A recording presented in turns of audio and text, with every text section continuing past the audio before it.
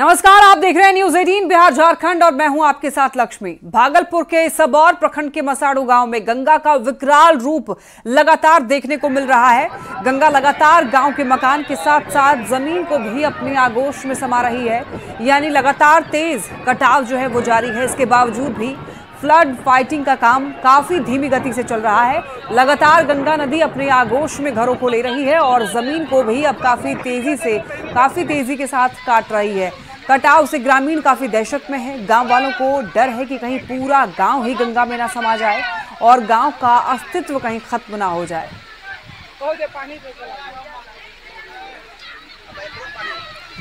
और ये देखिए, इस तस्वीर में आप साफ तौर पर देख सकते हैं किस तरीके से ये कटाव हो रहा है और धीरे धीरे करके जमीन जो है वो भरभरा करके एकदम नदी में समा रहा है। तो आप देख सकते हैं गंगा का ये विकराल रूप, कटाव तेज रफ्तार से कटाव हो रहा है, लेकिन फ्लड फाइटिंग का काम जो है बेहद धीमी गति से चल रहा है, जिसकी वजह से ग्रामीण काफी दहशत में। ये देखिए किस तरीके से कटाव हो रहा है। ये बेहद डरावना कहले सीन है देखने में। अब कई घर जो हैं वो नदी में समा गए हैं। अब लोग जो हैं अपना आशियाना छोड़ करके पलायन करने के लिए मजबूर हैं। भागलपुर स्टेशन पर वंदे भारत ट्रेन के उद्घाटन के अवसर पर पहुंचे केंद्रीय रेल राज्य मंत्री रवनीत सिंह बिट्टू ने राहुल गांधी पर एक बड़ा बयान दिया। उन्होंने कहा कि राहुल गांधी विदेशी हैं, वहीं राहुल गांधी को देश का सबसे बड़ा आतंकवादी करार दिया है। उन्होंने कहा है कि देश के सबसे बड़े दुश्मन राहुल गांधी हैं और सुरक्षा एजेंसी को सबसे पहले उनका नाम लाना चाहिए। तो वहीं ऐसे लोगों को सलाखों के पीछे भेजा जाना चाहिए। राहुल गांधी को इन्होंने आतंकवादी बता दिया है, देश विरोधी बताया है। कहा है कि सबसे पहले जांच एजेंसियों को इनके पास ही जाना चाहिए और सबसे पहले उनका ही नाम लेना चाहिए। तो वहीं ऐसे लोगों को सलाखों के पीछे भेजा जाना चाहिए। राहुल गांधी को विदेशी बताया, आतंकवादी भी बताया। राहुल गांधी मेरी ख्याल से एक तो पहले वो हिंदुस्तानी नहीं, उनको ज्यादा टाइम उन्होंने क्योंकि दुनिया के बाहर बताया है, उनके दोस्त वहां पे हैं, उनकी फैमिली वहां पे है, इस करके मेरी ख्याल से कहीं ना कहीं उनको अपने देश के साथ ज्यादा प्यार नहीं है। क्योंकि बाहर जाके हर चीज उल्टा पुल्टा बोलना। राहुल गांधी ने कही है, आप ये देख लीजिए, जो देश के दुश्मन जो बारूद गोली हर टाइम मारने की कोशिश करते हैं, उड़ाने की कोशिश करते हैं जहाजों को, ट्रेन को, रोड को, जब वो लोग राहुल गांधी की सपोर्ट में आ गए, आप अंदाजा लगा लीजिए राहुल गांधी खुद देश के नंबर 1 टेररिस्ट, अगर किसी को मेरी ख्याल से किस पे इनाम होना चाहिए पकड़ने के लिए, या देश का सबसे बड़ा दुश्मन जो जिसको लाना चाहिए एजेंसीज को, वो आज राहुल गांधी है। केंद्रीय रेल राज्य मंत्री रवनीत सिंह बिट्टू के बयान का बीजेपी प्रवक्ता अरविंद सिंह ने समर्थन किया है। केंद्रीय रेल राज्य मंत्री श्री रवनीत सिंह बिट्टू जी ने ठीक ही कहा है। भारत विरोधी ताकतों से कहीं न कहीं राहुल गांधी जी हाथ मिला लिए हैं। विदेशों में जाते हैं तो चाइना और पाकिस्तान की भाषा बोलते हैं और भारत को खंडित करने वाली भाषा बोलते हैं। यह ठीक नहीं है। केंद्रीय रेल राज्य मंत्री रवनीत सिंह बिट्टू के बयान का आरजेडी प्रवक्ता मृत्युंजय तिवारी ने पलटवार किया है। देखिए, केंद्रीय रेल राज्य मंत्री रवनीत सिंह बिट्टू जी श्री राहुल गांधी जी को विदेशी और आतंकवादी बता रहे हैं। अभी कुछ दिन पहले ही कांग्रेस से बीजेपी में आए हैं, तो नया नया मुल्ला प्याज ज़्यादा खाता है, तो इनका तो मानसिक इलाज करना चाहिए। ये तो मानसिक रूप से बीमार व्यक्ति ही इस तरह का बयान दे सकता है। कोइलवर में अस्पताल है, इनका इलाज पहले कराना चाहिए। ये कितने दिन बीजेपी में रहेंगे इनका ठिकाना नहीं है। श्री राहुल गांधी जी के परिवार ने देश के लिए कुर्बानियाँ दी हैं। इनको ये पता नहीं है, कल तक श्री राहुल गांधी जी के नाम का गुणगान करते थकते नहीं थे और अभी तो कुछ ही माह हुए हैं और बीजेपी में ताबड़तोड़ तेल मालिश करने में लगे हुए हैं। ऐसे बयानों के लिए माफ़ी मांगना चाहिए और आदरणीय प्रधानमंत्री जी को संज्ञान लेना चाहिए ऐसे मंत्रियों पर। केंद्रीय रेल राज्य मंत्री रवनीत सिंह बिट्टू के बयान पर कांग्रेस विधायक अजीत शर्मा ने आपत्ति जताई है। उन्होंने कहा है कि देश की आजादी के लिए अभी तक गांधी परिवार ने जो शहादत दी है उसे सभी लोग जानते हैं। राहुल गांधी के बारे में आतंकवादी बोलना कहीं से दूषित नहीं है। रवनीत सिंह बिट्टू के खिलाफ मानहानि का केस होना चाहिए। कांग्रेस पार्टी को वैसे विटेरु जी को बोलेंगे मानसिक स्थिति की जांच करा लें। किसके बारे में आप बोल रहे हैं? आदरणीय राहुल गांधी जी के बारे में। उसके पूरे परिवार का इतिहास देखिए। भारतवर्ष को आज़ाद कराने से लेके जो भी विकास हुआ है देश में, वो इनके परिवार का खासो मेहनत है इसमें। और आप बात कर रहे हैं सूरज को आईना दिखाने की बात कर रहे हैं। राहुल गांधी जी के बारे में आप इस तरह की बात करते हैं। आपको तो पूरे देश से माफी मांगनी चाहिए। आपने क्या कह दिया? वो टेररिस्ट हैं। बांग्लादेश में हिंदुओं पर हमले के बाद भारत में भी सामाजिक सौहार्द को बिगाड़ने की कोशिश की जा रही है। ये बात केंद्रीय कपड़ा मंत्री गिरिराज सिंह ने कही है। गिरिराज सिंह ने कहा है कि जब से कांग्रेस पार्टी और टुकड़े टुकड़े गैंग के लोगों ने कहा कि भारत में भी बांग्लादेशी जैसी स्थिति होगी, तब से राजस्थान और यूपी समेत भारत के अलग अलग हिस्सों में मुसलमान पत्थरबाजी कर रहे हैं। रोड़ेबाजी की घटना जोरों पर है। अब समय आ गया है कि सनातनियों को इकट्ठा होना होगा। बांग्लादेश में हिंदुओं पे हत्या, बलात्कार, लूट, आगजनी हिंदुओं के ऊपर हुआ, उसके बाद कांग्रेस के नेता और टुकड़े टुकड़े गैंग के नेताओं ने जब कहा यही स्थिति भारत में होगा, उस समय के बाद से मुसलमानों की ओर से राजस्थान हो या उत्तर प्रदेश में हर जगह पथराव की घटना जोरों पर चल रही है। बिहार की बिगड़ी कानून व्यवस्था को लेकर आरजेडी ने पटना में आक्रोश मार्च निकाला और इस दौरान पुलिस की अपील के बाद आरजेडी विधायक भाई वीरेंद्र के नेतृत्व में एक डेलीगेशन राजभवन जाकर के राज्यपाल कार्यालय को ज्ञापन सौंपा। देखिए, ज्ञापन सौंपने के बाद न्यूज 18 से बात करते हुए भाई वीरेंद्र ने कहा है कि हम लोगों ने राज्यपाल के कार्यालय में अपनी बातों को रख दिया है और उम्मीद है कि राज्यपाल हमारी बात सुनेंगे और महिलाओं की सुरक्षा साथ ही पूरे बिहार की कानून व्यवस्था में सुधार करवाएंगे। देखिए, ये आक्रोश मार्च निकाला गया है कानून व्यवस्था को लेकर के। आरजेडी ने ये कानून व्यवस्था के खिलाफ, आपको बता दें, यहाँ पर आक्रोश मार्च निकाला है। हालांकि पुलिस ने बैरिकेडिंग लगा करके उनको बीच में ही रोक दिया। लालू यादव के आरोप पर राष्ट्रीय लोक मोर्चा के अध्यक्ष और राज्यसभा सांसद उपेंद्र कुशवाहा ने पलटवार किया है। कुशवाहा ने कहा है कि आरजेडी के लोग कुछ भी कर लें, लालू यादव कुछ भी बोल लें, लेकिन बिहार के लोग वापस उस दौर में नहीं जाने वाले हैं।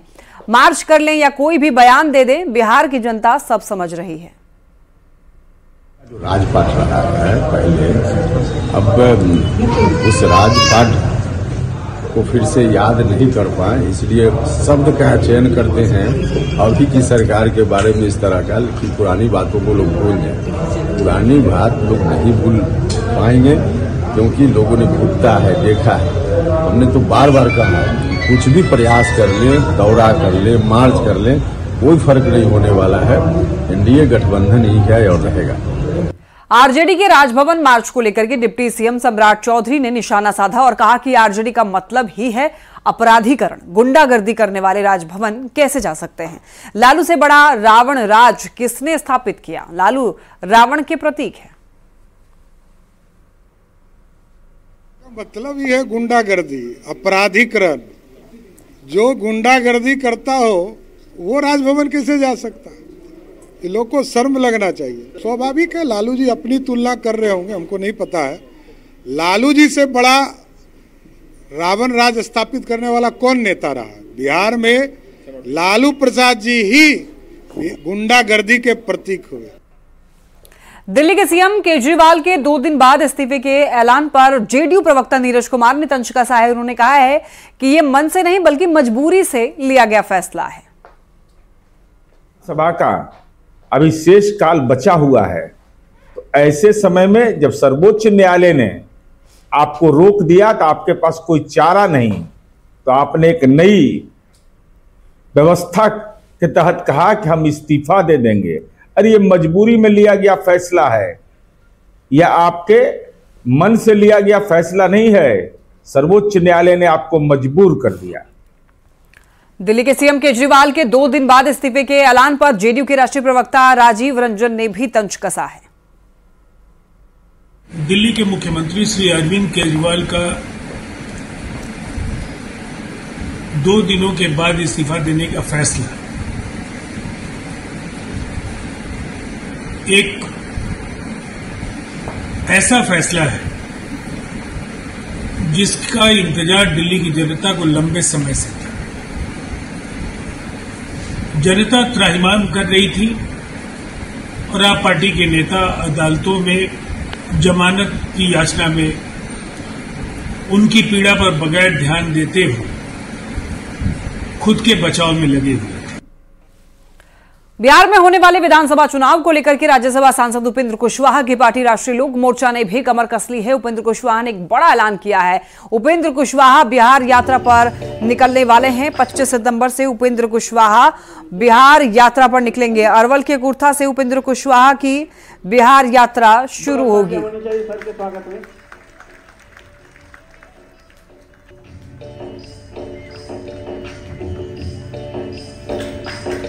कमेटी के मेंबर है वो नीचे बैठ गए हैं, सब लोग मंच खाली। और इसकी शुरुआत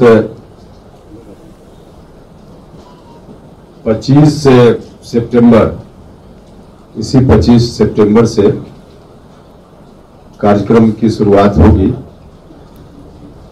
एक यात्रा के रूप में पूरे बिहार में, जिस यात्रा का नाम हमने बिहार यात्रा दिया है। तो बिहार यात्रा 25 सितंबर से प्रारंभ होगी और कुर्था जो शहीद जगदेव बाबू की धरती है, उस धरती का नमन करके इस कार्यक्रम की शुरुआत हम करेंगे। बारिश की वजह से आज पीएम मोदी जमशेदपुर के टाटानगर रेलवे स्टेशन पर आयोजित कार्यक्रम में शामिल नहीं हो पाए। इसके लिए उन्होंने टाटानगर की जनता से माफी भी मांगी और रांची से ही बिहार और झारखंड को 6 वंदे भारत एक्सप्रेस ट्रेन की सौगात दी। पीएम ने रेलवे की 600 करोड़ की योजनाओं की भी सौगात दी है, जिनमें कई महत्वाकांक्षी योजनाओं का उद्घाटन और शिलान्यास शामिल है।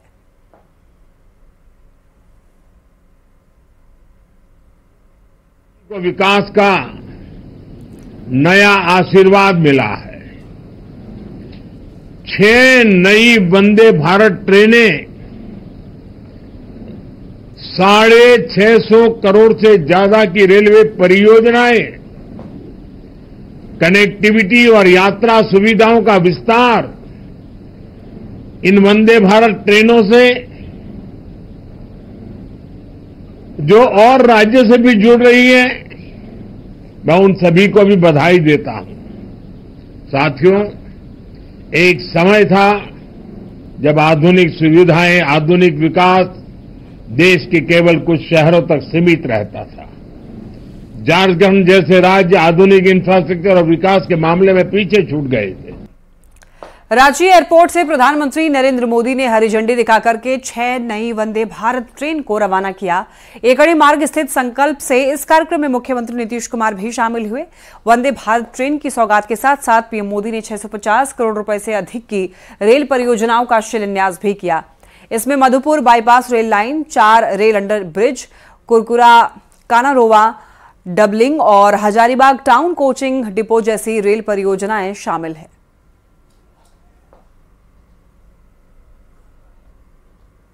वासियों को तेज और कंफर्टेबल यात्रा का। गया जंक्शन से पहली बार गया हावड़ा वंदे भारत एक्सप्रेस ट्रेन की शुरुआत हुई है। पीएम नरेंद्र मोदी ने वीडियो कॉन्फ्रेंसिंग से हरी झंडी दिखाकर नई वंदे भारत एक्सप्रेस को रवाना किया। गया स्टेशन पर भी भव्य कार्यक्रम का आयोजन किया गया था, जिसमें केंद्रीय एमएसएमई मंत्री और गया से सांसद जीतन राम मांझी शामिल हुए। बिहार सरकार के पर्यावरण मंत्री डॉक्टर प्रेम कुमार भी कार्यक्रम में मौजूद रहे। केंद्रीय एमएसएमई मंत्री जीतन राम मांझी ने मगही भाषा में पीएम का धन्यवाद किया और कहा कि गया की जनता से किए गए वादे को पीएम ने पूरा किया है। गया के जनता लोग नरेंद्र मोदी जी के वोट दिलथिन है, क्योंकि वो मंगलथिन हल कि जीतन मांझी ना लड़े थे, नरेंद्र मोदी लड़े थे, सब दिलथी वोट जीत गए थी तो आज सब कुछ कर रहा थी ने, सब नरेंद्र मोदी जी आओ जो होते से भी करता थी। यहाँ से आज 3 वंदे भारत बिहार वासियों के लिए, देशवासियों के लिए, राज्य के लोगों के लिए अगर जो प्रारंभ की गई है, इससे पूरे लोगों को खुशी की लहर जाकर के है। बेतिया में बीजेपी सांसद संजय जायसवाल ने बीजेपी की सदस्यता अभियान रथ को हरी झंडी दिखाकर के रवाना किया और कहा कि पिछली बार बीजेपी 18 करोड़ सदस्यों के साथ दुनिया की सबसे बड़ी पार्टी बनी थी और इस बार भी सदस्यता अभियान चलाया जा रहा है। बीजेपी में शामिल होने के प्रति लोगों में काफी ज्यादा उत्साह देखा जा रहा है। हमारी 11 करोड़ की सदस्यता थी, फिर दोबारा जो सदस्यता अभियान चला वो मिला के 18 करोड़ की सदस्यता हो गई।